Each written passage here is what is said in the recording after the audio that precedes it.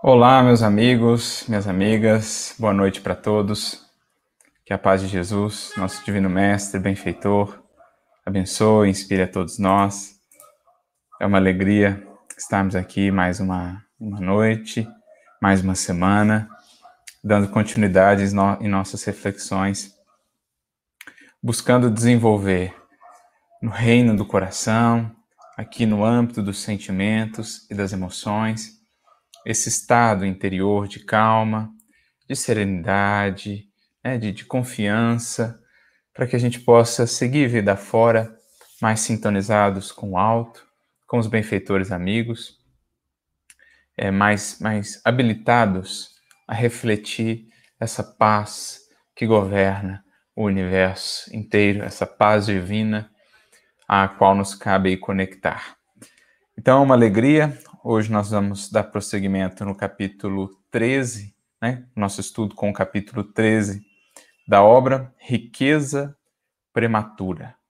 Então, antes de mais nada, antes de iniciarmos, o nosso abraço aqui a todos, né? Como costumamos fazer.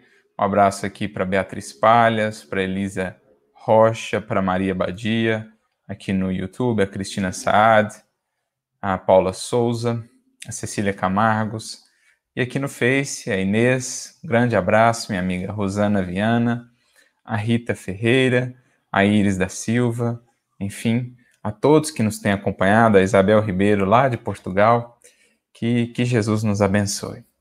No capítulo 13, Riqueza Prematura, como podemos depreender aí do texto, nós vamos refletir um pouco sobre os bens materiais, sobre a nossa relação com o dinheiro, a nossa relação com os proventos, enfim. Essa que é uma relação na matéria fundamental, sobre a qual precisaremos refletir, mas que também, se não olharmos devidamente para ela, pode ser uma relação que nos cria aí muitos empeços, que nos cria aí muitas dificuldades, né, como a relação com outros elementos, por exemplo, com o prazer aqui na matéria, com o poder aqui na matéria, assim também o dinheiro. Então, o mestre mesmo já sintetizou para nós no Evangelho que não poderemos servir a dois senhores, né? Deus deve ser sempre para nós esse Senhor a ser buscado, a sua lei deve ser sempre o nosso norte, a nossa bússola e tudo mais, então, que recebemos aqui no mundo, o corpo inclusive, os cargos que venhamos a ter, os títulos e também o dinheiro, os recursos monetários, seja mais abundantes ou sejam menos abundantes, mais escassos, tudo isso deve ser pensado tendo em vista esse servir a Deus, tendo em vista que o que aqui recebemos deve estar a serviço de Deus, da lei divina e, portanto, por consequência, do nosso progresso, como do progresso da coletividade. Então é isso que Jesus quis dizer, não se pode servir a Deus, ou não se pode servir a dois senhores, não se pode servir a Deus e a Mamon. Então Mamon era uma divindade pagã daquela época, que ali naquele contexto simbolizava, né, esses recursos monetários, os recursos materiais aqui no mundo. E Jesus nos diz que não é possível servir aos dois, mas, uma vez que servimos a Deus, e isso é o que buscamos, os recursos materiais serão potenciais de realização, serão aí valiosos recursos que nos permitirão ampliar as nossas possibilidades de servir, de auxiliar, de fazer o bem, né? O próprio Emmanuel vai ter um outro livro só voltado para esse assunto, né, e o que está relacionado a esse assunto. O livro se chama Dinheiro. E é muito interessante a proposta que ele faz ali, e em alguns momentos ele vai dizer que o dinheiro ele tem esse potencial. Quando bem utilizado, ele é um amigo, ele é um auxiliar. A questão é quando tudo damos a ele, quando ele passa a ser o centro da nossa existência, e aí realmente a gente tem problemas, né? Como já dizia o apóstolo Paulo lá atrás, nas suas cartas, o amor pelo dinheiro é a raiz de muitos males. Então, se eu não tenho esse amor por Deus, esse amor a Deus acima de todas as coisas, norteando a minha relação com todas as outras coisas, com o corpo, com o prazer, com o poder, com o dinheiro, essas relações, elas se deturpam, elas saem do equilíbrio, elas saem da medida, elas passam a governar, a legislar o nosso sentimento, o nosso mundo interior. É o que Jesus diz: onde está o teu tesouro, aí estará o teu coração. Segundo o que eu elejo como tesouro, meu coração vai gravitar, ou vai me levar a gravitar em torno daquilo.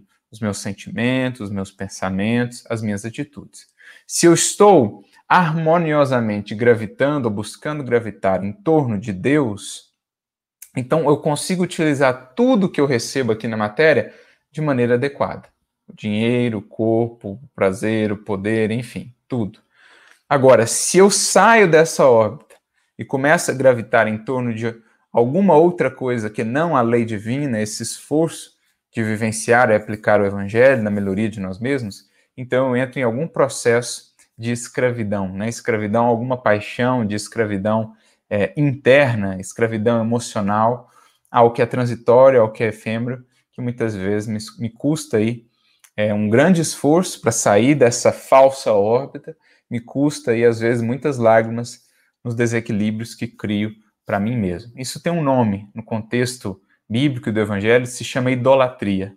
Sempre que eu coloco outra coisa no lugar que deveria pertencer a Deus e à sua lei, isso é um processo de idolatria. E muitas vezes nós vamos ver a idolatria ao dinheiro, a idolatria ao poder, a idolatria ao prazer, que são aí idolatrias que causam muito sofrimento. Então, a gente fez essa introdução para vermos a importância de refletir sobre esse tema. Nós aqui encarnados, o dinheiro faz parte da nossa dinâmica de vida, a gente precisa dos recursos para nos sustentar, sustentar o corpo, né, os nossos afazeres, a família, enfim. Agora, a gente precisa sempre pensar essa relação à luz do conhecimento espiritual, à luz do Evangelho, que então ilumina e equilibra todas as outras relações. Senão, são grandes as chances da gente criar aí complicações nesse âmbito ou em outros âmbitos. Então ele põe o título Riqueza Prematura.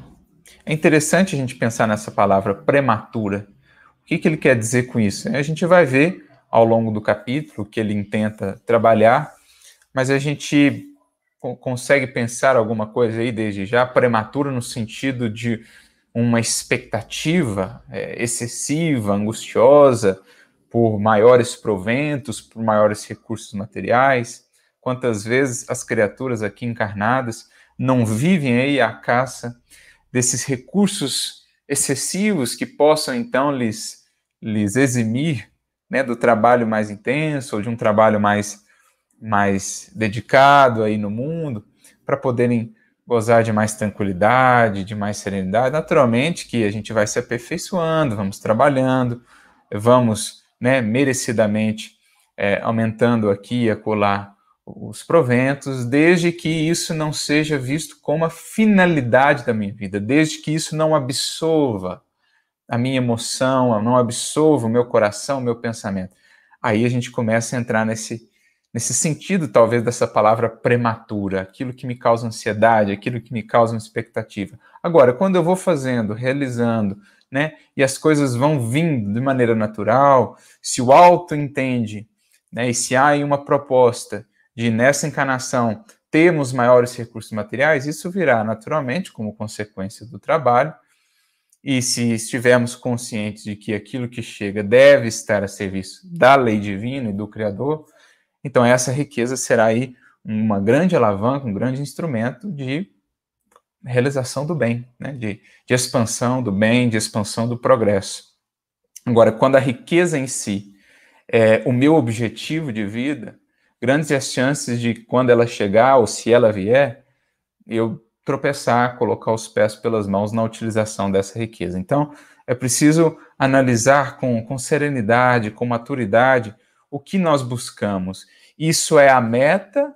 Ou se isso vem, se isso nos alcança, se surge essa possibilidade, eu passo a ter isso como meio de alcançar a verdadeira meta, que é trazer progresso, gerar progresso para mim e para a coletividade, para a humanidade como um todo.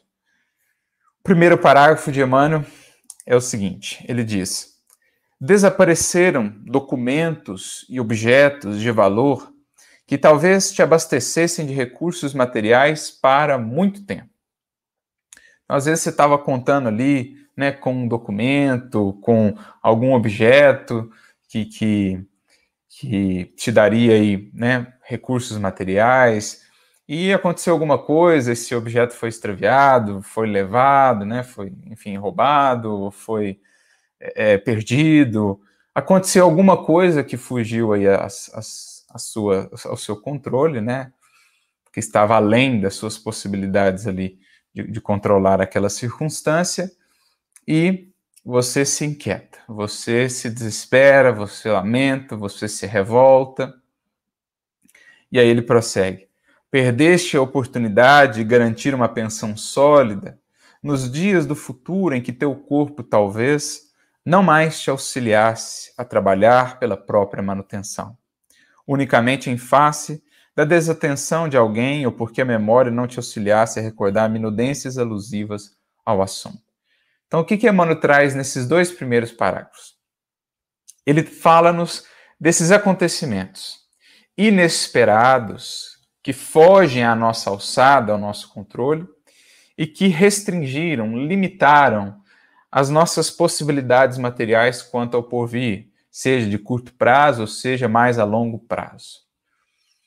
Então, diante de circunstâncias como essa, que nos fogem às possibilidades, ao invés de encaminharmos para o desespero, para a revolta, né, para a amargura interior, a gente vai ver, o benfeitor vai nos convidar à serenidade, à reflexão, buscando nos conectar com a espiritualidade superior, para entender que talvez até mesmo existisse ali, de fato, um planejamento para que as coisas não dessem certo como eu imaginaria ou desejaria, porque outras coisas, outras circunstâncias mais necessárias poderão sair daí.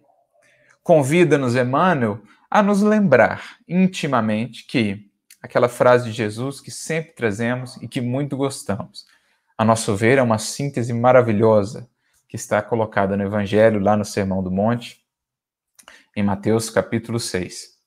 Quando Jesus diz assim: àquele que busca o reino e a sua justiça, tudo mais lhe será acrescentado. Então, aquele que busca o reino e a sua justiça, tudo mais lhe será acrescentado. O que me lembra também uma frase, um diálogo, né, que Kardec tem com o Espírito de Verdade, quando Kardec fala ali das demandas materiais para o trabalho, né, da codificação, enfim, todas as dificuldades e tal. E ele pergunta se a espiritualidade também o ampararia, né, naquilo que fosse preciso em termos de recursos materiais. E o Espírito de Verdade diz, olha, não te amparar aí na vida, no mundo, seria não te amar.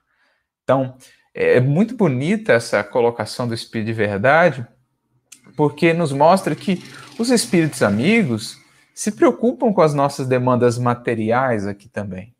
Não vão ficar por conta dos nossos caprichos, dos nossos devaneios, ilusões de grandeza, de supérfluo, né, e de desequilíbrio.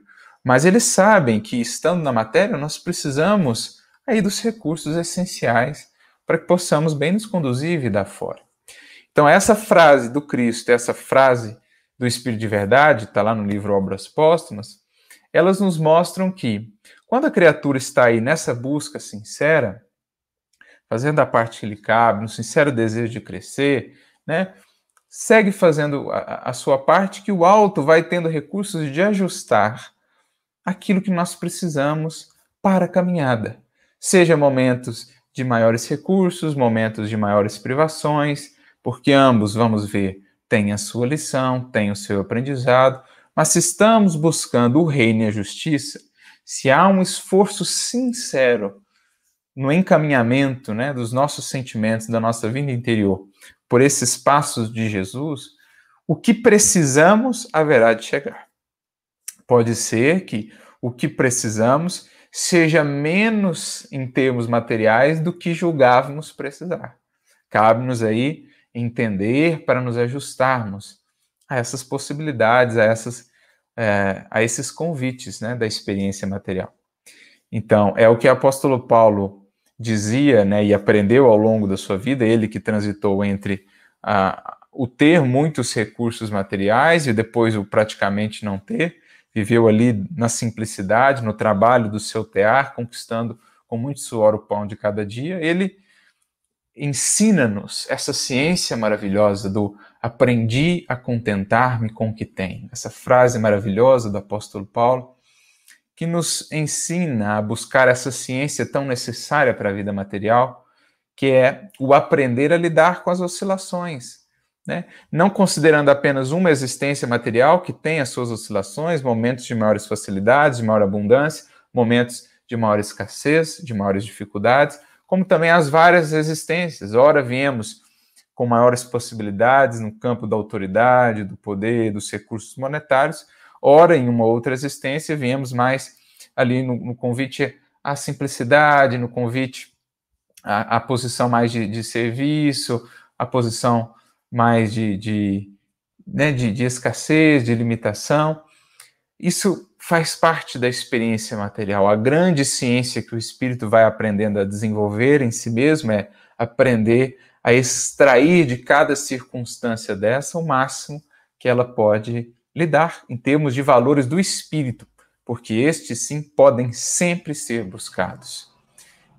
Todo aquele que quer pode encontrar e desenvolver a riqueza espiritual na condição em que estiver. É essa ciência que Paulo nos ensina e é o que Emmanuel está aqui nos convidando a desenvolver também, porque ele prossegue dizendo: não te permitas destrambelhar o pensamento por isso. Possivelmente, amigos espirituais, zelosos e atentos, te houvessem auxiliado a perder essas vantagens em teu próprio benefício. Então, muitas vezes, o auxílio do alto se manifesta na nossa experiência física na forma de uma perda, que, olhada do ponto de vista espiritual, será ganho. Por vezes, perdemos a saúde do corpo para ganhar em paciência, ganhar em humildade, ganhar em confiança, em fé no alto. Por vezes, perdemos a convivência com o ente mais próximo, com o coração querido, para aprendermos a enxergar o amor dessa perspectiva mais abrangente, né? A expandirmos esse amor a outros corações, a outros círculos e sentimos esse amor que transcende matéria e presença física. Por vezes perdemos recursos materiais, somos convidados a uma maior escassez, a uma vida de menos necessidades, para a gente poder valorizar mais a riqueza do espírito, para afastarmos de possíveis tentações ou quedas que muitas vezes temos repetido por tantas vezes em existências anteriores. Então essa é a ciência que nos cabe desenvolver, porque sem essa ciência de aprender a lidar com essa impermanência da vida material, com o projeto que não vai dar certo, o revés financeiro que por vezes vai chegar, aquilo que você estava contando e não vai vir, sem aprender a lidar com isso, não é possível manter no mundo calma. Não é possível construir internamente essa serenidade interior que nos permitirá atuar diante de cada circunstância mais sintonizados com os benfeitores. É preciso aprendamos a ter diante desses quadros também monetários na experiência física essa serenidade, essa confiança no alto, de que fazendo a nossa parte, fazendo aí o nosso esforço e buscando acima de tudo o reino, isto é, os valores do espírito, o que a gente precisar, de um jeito ou de outro, vai chegar. A gente vê isso de maneira tão bela, né, na vida de um Francisco Cândido Xavier, quantos apertos, né, de recursos materiais, ele que estava ali nessa busca sincera, o reino e a sua justiça, colocou-se, entregou-se de coração, de alma a essa tarefa, a esse trabalho da melhoria de si mesmo e, claro, contribuindo em muito com a melhoria de cada um de nós pelo legado de luz que nos deixou. Mas passou por muitos e muitos apertos e, no entanto, foi seguindo, e as coisas, quando pareciam mais apertadas, surgia um auxílio daqui, surgia um auxílio de acolá, era um amigo que aparecia ali, era um amigo que aparecia de lá, enfim, os recursos iam chegando quando se existe essa confiança. né? Tem aquele caso de Bezerra de Menezes também, que é ainda jovem ali, sem muitos recursos, no Rio de Janeiro, precisando, né, de um valor ali para acertar o aluguel e tal.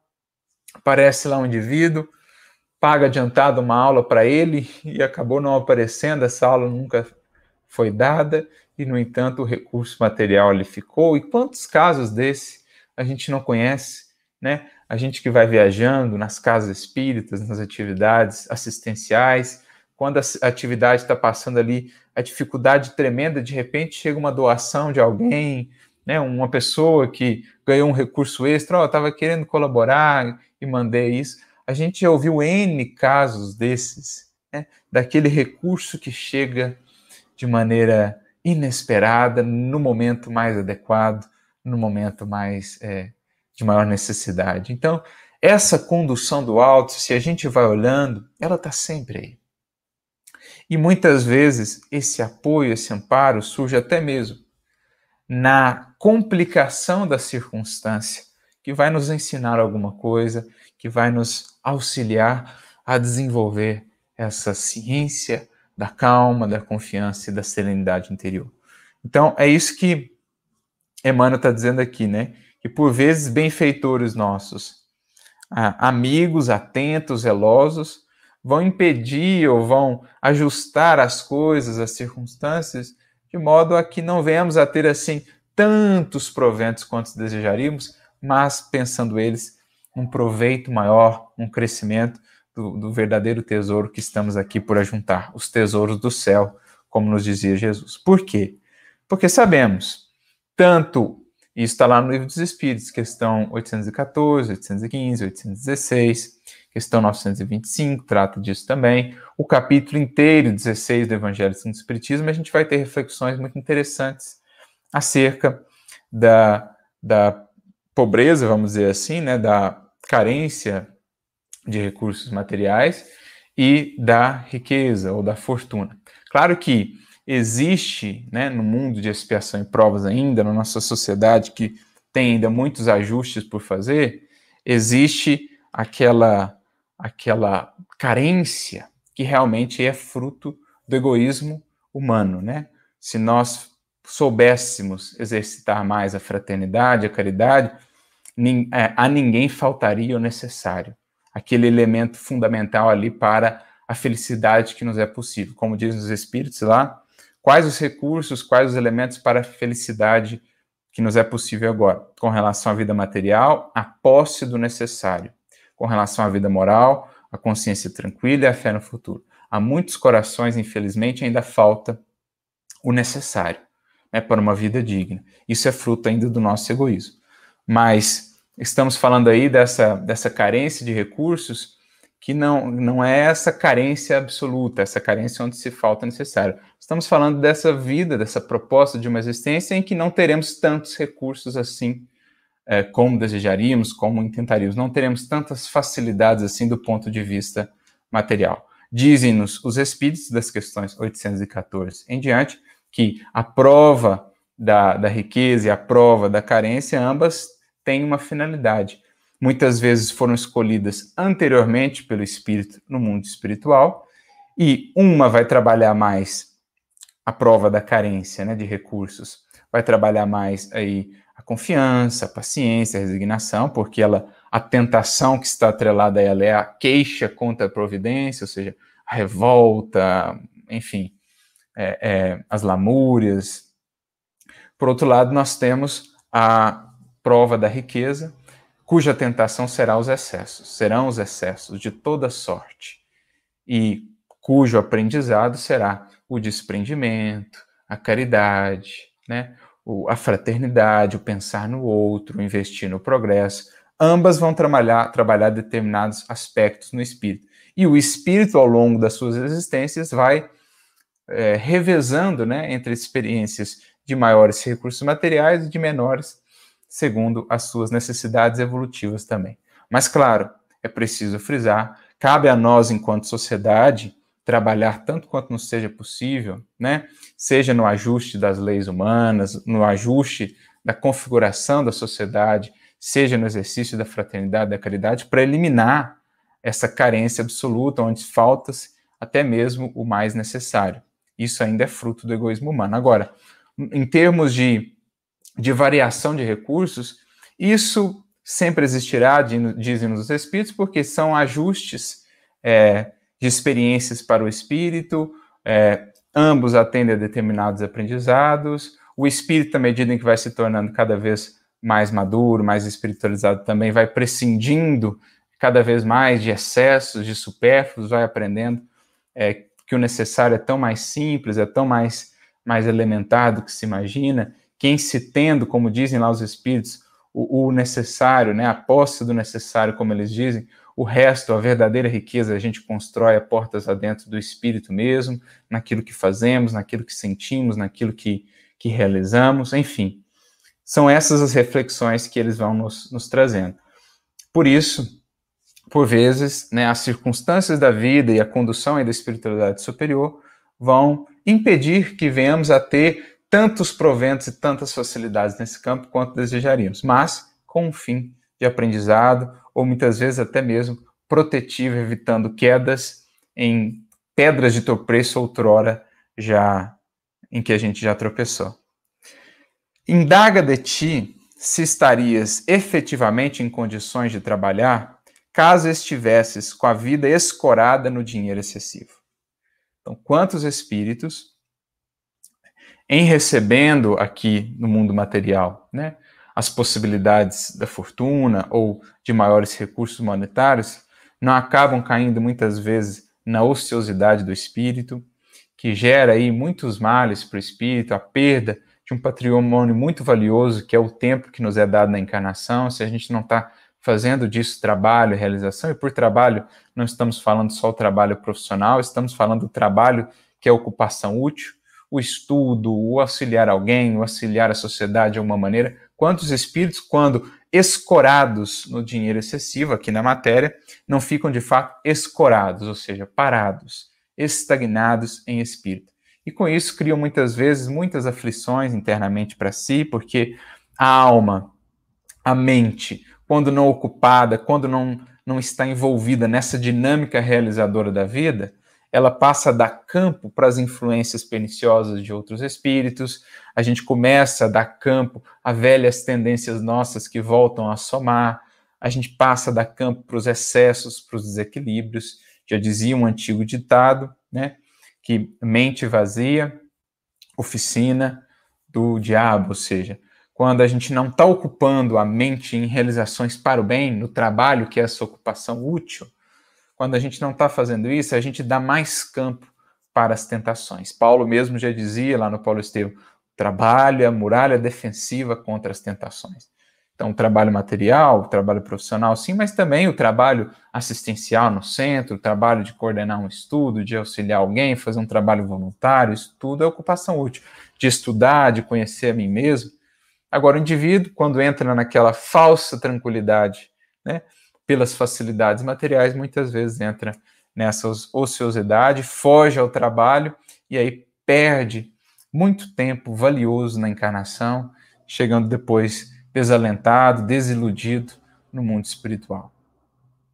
Então a gente precisa indagar se a gente recebesse esses recursos, se a gente realmente estaria aí disposto, preparado já para colocar isso em movimento, fazer disso crescimento para as coletividades, para outras criaturas, para nós mesmos, e não fugir ao trabalho, não fazer disso uma escora para permanecermos aí estacionados. Muitas vezes a espiritualidade nos previne de determinadas experiências assim, de maiores recursos, porque sabe que ainda não estamos habilitados a lidar com isso, né? Muitos espíritos pedem essa prova no mundo espiritual, chegam aqui, recebem a prova, tinham se comprometido a não falir nela, mas acabam muitas vezes tropeçando novamente. Medita na situação dos parentes aos quais talvez o excesso de recursos financeiros afastasse da obrigação de servir, com agravante de induzi-los aos perigos da ociosidade dourada. É o que nós falávamos. Porque, às vezes, esse excesso de recursos materiais não vai prejudicar só o indivíduo, que é aí o detentor mais direto, mas, às vezes, toda uma família, né? Não só a família mais próxima, direta ali, mas todo o núcleo familiar. porque muitos espíritos às vezes virão se escorar nessa escora, né? Nessa falsa tranquilidade, caindo aí nesses perigos da ociosidade dourada. Olha como Emmanuel descreve aqui a ociosidade dourada, né? Como perigosa. Por quê? É o que nós falávamos. Nesse clima, quando a gente entra nesse estado de estagnação, em que a mente passa a se preocupar só com o supérfluo, comprar e comprar mais, ostentar e ostentar mais, quando ela não está ocupada em algo que gere edificação para si mesma e para os outros, ela dá vazão, novamente, a antigas tendências, ela dá campo a antigas tentações e a influência de espíritos que muitas vezes querem nos prejudicar, né, nos fazer novamente tropeçar nessas pedras de tropeço. Recorda aqueles a quem a despreparação para conservar o dinheiro e administrá-lo situou em ruinosa segregação ante o medo de perder a suposta superioridade em que passariam a viver. Olha isso, né? O indivíduo recebe esse recurso, mas ele não se prepara internamente para lidar com aquilo, deixa-se conduzir pela avareza, pelo orgulho, se segrega, né, dos outros, passa a olhar todos com desconfiança, porque no fundo acha que todos querem os seus recursos, passa a viver nessa segregação psíquica mental, muitas vezes atraindo mentes perturbadas, né, desencarnadas que também estão nessa faixa, que ainda não conseguiram se desvencilhar desse apego aos bens materiais. A gente vê casos desse na obra de André Luiz.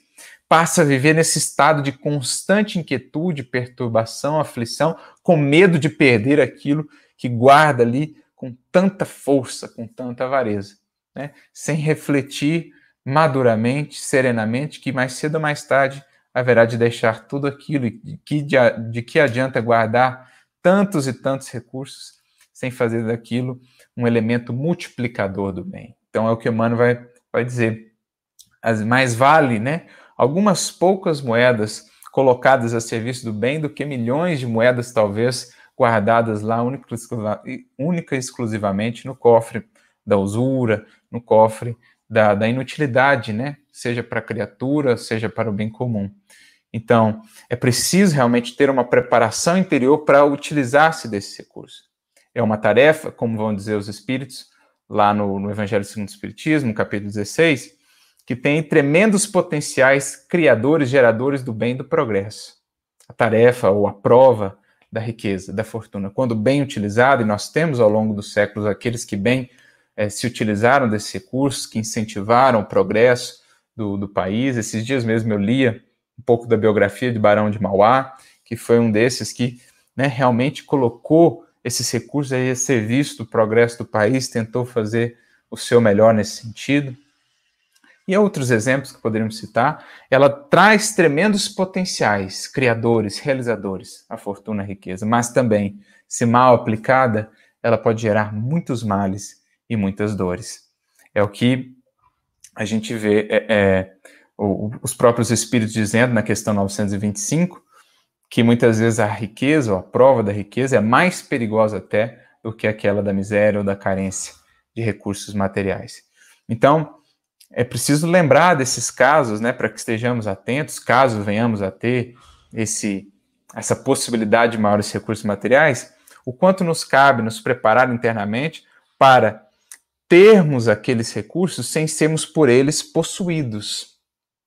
Colocarmos esses recursos na dinâmica da vida como talentos a serem multiplicados, que nos foram emprestados pelo Senhor e que deverão ser multiplicados a bem da comunidade, a bem do progresso, né, da humanidade e, naturalmente, de nós mesmos nesse sentido. Porque caso não nos preparemos para esse desprendimento, então são grandes as chances da gente se deixar levar pelo apego, pelo orgulho, pela vaidade e nos comprometermos com essa prova que foi recebida.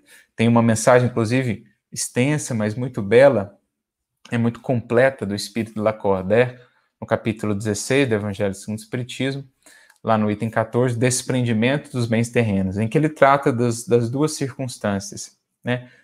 Tanto da carência de recursos quanto da dos muitos recursos e como aplicar-se, como bem passar, bem vivenciar cada uma dessas circunstâncias. A gente lembra, inclusive, alguns casos que nos são relatados, né, dessas consequências dolorosas para aqueles corações que se prenderam em avareza, usura. Por exemplo, o próprio avô do André Luiz, que a gente vê lá no livro No Mundo Maior, no capítulo 8, quando André Luiz o reencontra ali num estado de sofrimento, junto a outros espíritos que estavam presos na mesma faixa ainda de usura, né, de avareza, eles que viviam ali em regiões sombrias, aferrados, né, apegados a fragmentos de lama, nos quais viam moedas de ouro. Então eles se apegavam àqueles fragmentos de lama ali, acreditando estarem protegendo as suas moedas de ouro. E o avô de André Luiz estava começando a sair daquele estado em que ele estava, preso àquela monoideia, e então o André Luiz tem a grata satisfação, alegria ali de poder auxiliar o seu avô, resgatá-lo, né, e levá-lo para os processos de recomeço. Nós temos um caso muito interessante também no livro Ação e Reação, o caso, inclusive, de um dos benfeitores da obra. Nós temos o Druso, que era o principal benfeitor ali, orientador da obra, e o Silas, que era um auxiliar, que descobre-se depois que havia sido filho de Druso na última encarnação.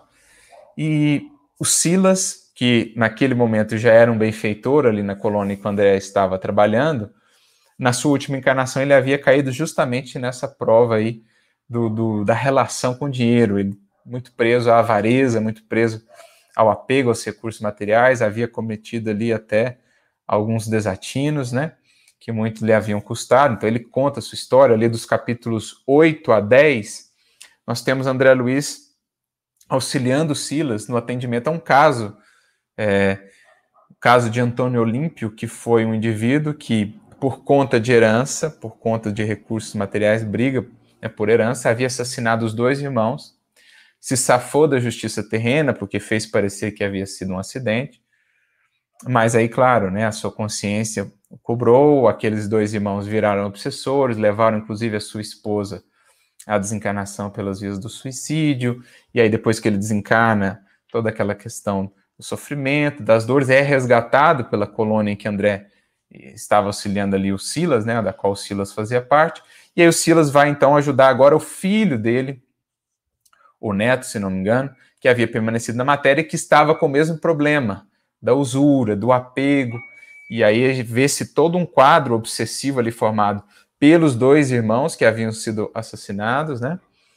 e eles trazendo espíritos que tinham essas mesmas problemáticas no campo da usura e da avareza, e deixavam eles ali, vivendo na psicosfera, era uma fazenda, né, que o personagem vivia, deixavam aqueles espíritos ali vivendo para que fossem alimentando nele aquela ideia, aquela imagem, aquele apego aos recursos materiais, à usura e à avareza. Então, um processo obsessivo bem intrincado que eles constroem ali, de alimentar naquele espírito, encarnado no caso, né, alimentar aquele apego aos recursos materiais. E há, inclusive, um caso que me marcou muito, assim, uma mensagem, a primeira vez que a li, eu lembro, ela me marcou muito, que está no livro Instruções Psicofônicas. Fica aí a sugestão para que leiam depois. Amarga experiência, para a gente ver o que realmente é, naquilo que falávamos no início, esse processo de adoração, de idolatria, quando o dinheiro, neste caso, passa a ser o nosso elemento de adoração, de culto. O que isso representa para o espírito depois da desencarnação. Então, um caso bem marcante, bem interessante. Por outro lado, a gente vê, no caso lá do livro Céu e Inferno, Condessa Paula, né, um espírito feliz, que Kardec cita, e até a Dália lembrou aqui para nós, né, no Facebook, que Kardec cita como um espírito feliz, lá no livro Céu e Inferno, na segunda parte, em que ele coloca ali os testemunhos dos espíritos. Ela que havia vivido uma prova ali com muitos recursos materiais, né, com muitas possibilidades, e havia executado muito bem a prova. E havia chegado ao mundo espiritual tranquila, serena, porque soube passar pela prova.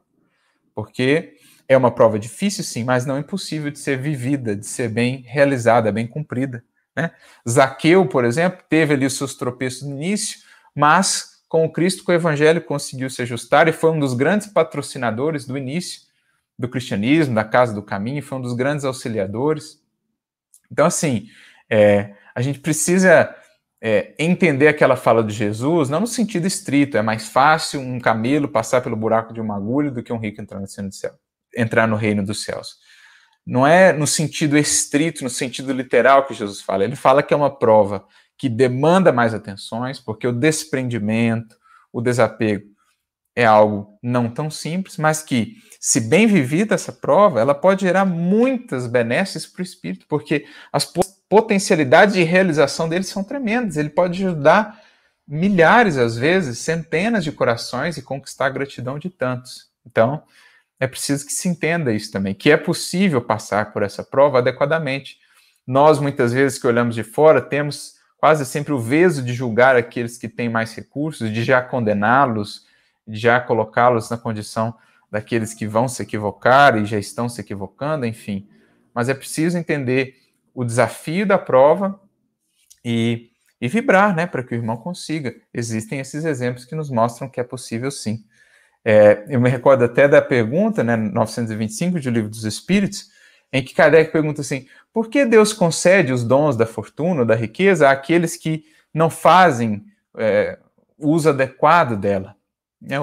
Melhor, por que Deus concede os favores da riqueza a quem não faz dela o uso adequado?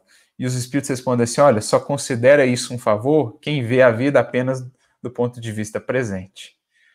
Porque, de ordinário, na maioria das vezes, a riqueza é uma prova mais difícil do que a miséria. Quem olha só do mundo do ponto de vista material, parece, né, que é só um favor, que é um dom, que é privilégio, porque é só facilidade, satisfação, tranquilidade.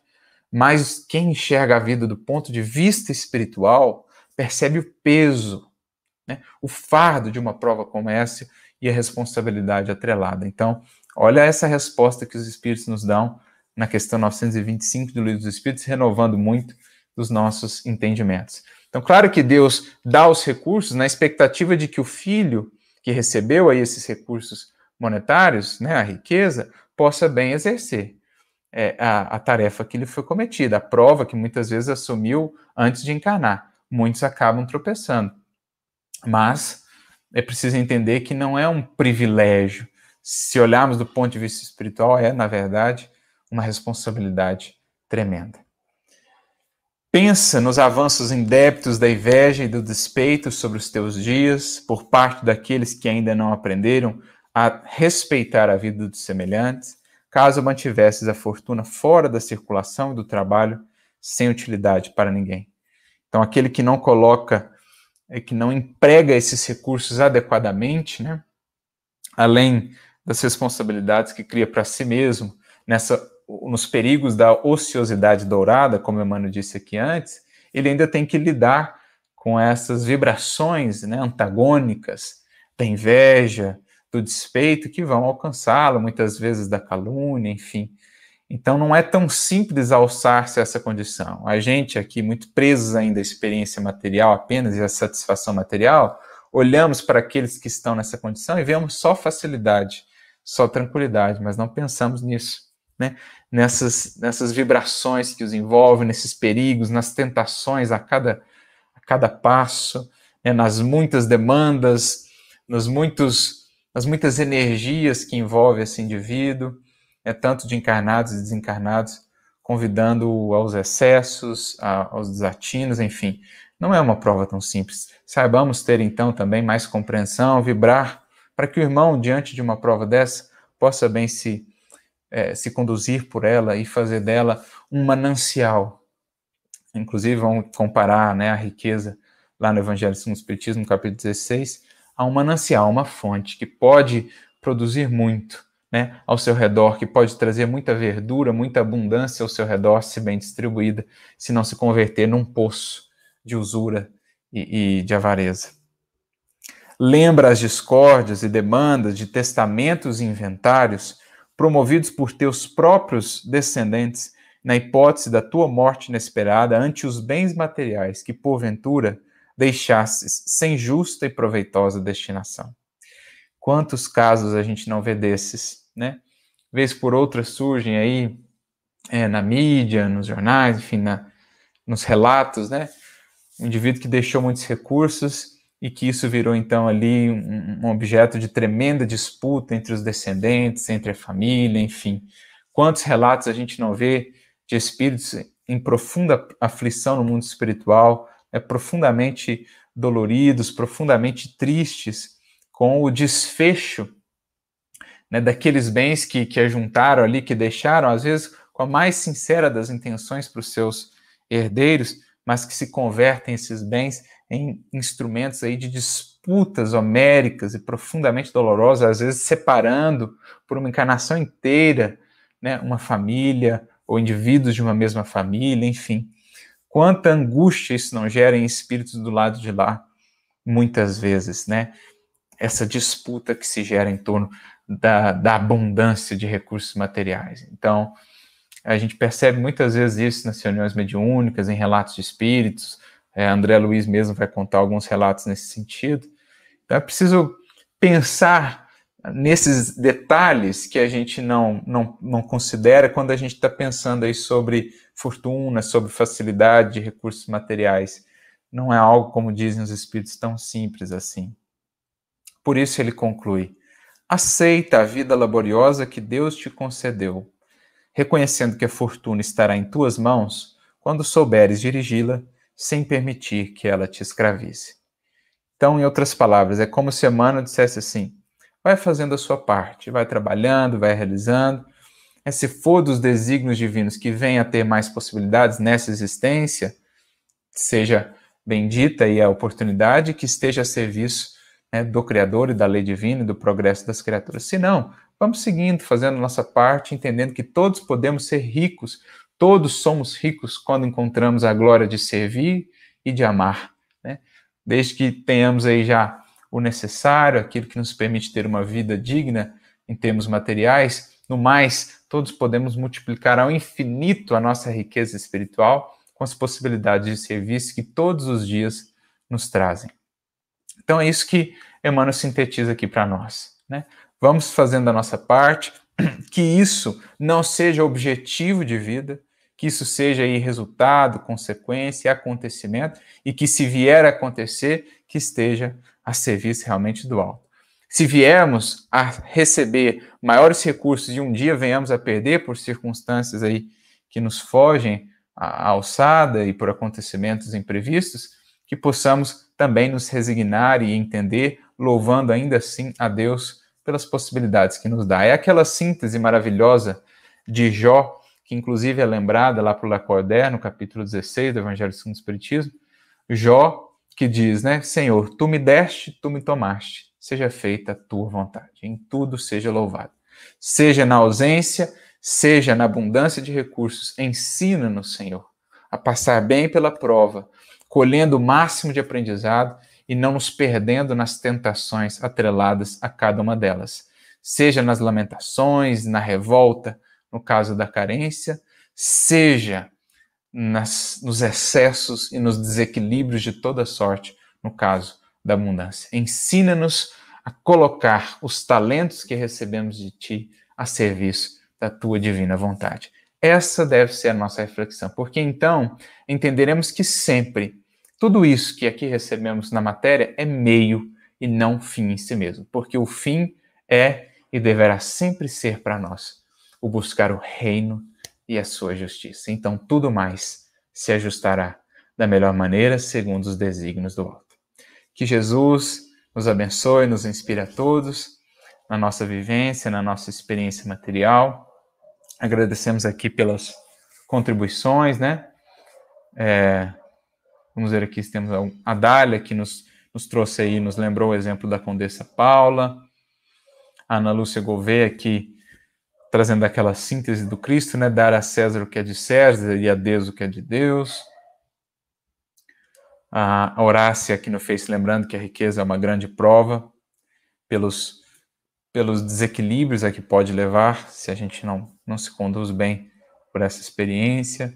A Lívia Magalhães, trazendo aqui um trechinho do Vinha de Luz: é preciso adquirir no clima do Cristo, espalhando os benefícios da posse temporária para que a própria existência não constitua obstáculo à paz e alegria dos outros. Exato. Quando a gente sabe fazer da nossa existência e dos recursos recebidos uma fonte que jorra alcançando os outros ao nosso redor e não um poço que se fecha em si mesmo, então a nossa vida estará enriquecida de paz e de luz, quaisquer que sejam os recursos que tenhamos. Vamos ver aqui se temos mais alguma contribuição. A Cristina Saad, o melhor emprego da fortuna está no ensinamento do amai-vos uns aos outros. E é importante lembrar, né, que pela fortuna aqui poderíamos entender não apenas a fortuna material, monetária, né? A cultura, por exemplo, o indivíduo que teve mais possibilidades de estudo, isso não deixa de ser uma espécie de riqueza que ele deve colocar a serviço do bem, né? E não da sua vaidade, do seu orgulho, mas a serviço das outras criaturas, a serviço da educação, a serviço da iluminação dos seres. A saúde, a perfeita saúde do corpo, não deixa de ser uma riqueza que deverá também estar aplicada. Então, não é só a riqueza monetária que se fala aqui, a gente tem vários outros tipos de riqueza. A riqueza do conhecimento espiritual que nós recebemos, por exemplo, na doutrina espírita, que riqueza gigantesca, que sequer conseguimos mensurar. O quanto não nos cabe aplicar essa riqueza na nossa vida, transformando vidas ao nosso redor também. São outras riquezas que devem estar aplicadas aí, segundo o amai-vos uns aos outros.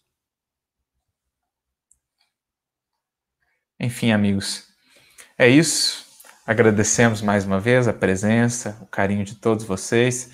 Desejamos a todos uma ótima semana, muita luz, muita paz, muitas realizações com Jesus, nessa busca sempre de mantermos a nossa mente enriquecida e enriquecendo a vida de luz, né? Buscando no estudo enriquecê-la de luz, para que então, no trabalho, nas realizações, possamos irradiar essa luz ao nosso redor. Estaremos assim sempre ricos, uma vez que tenhamos descoberto a riqueza e a grandeza do servir. Um grande abraço para todos. Nos vemos então na semana que vem, dando continuidade com os nossos estudos. Muita paz.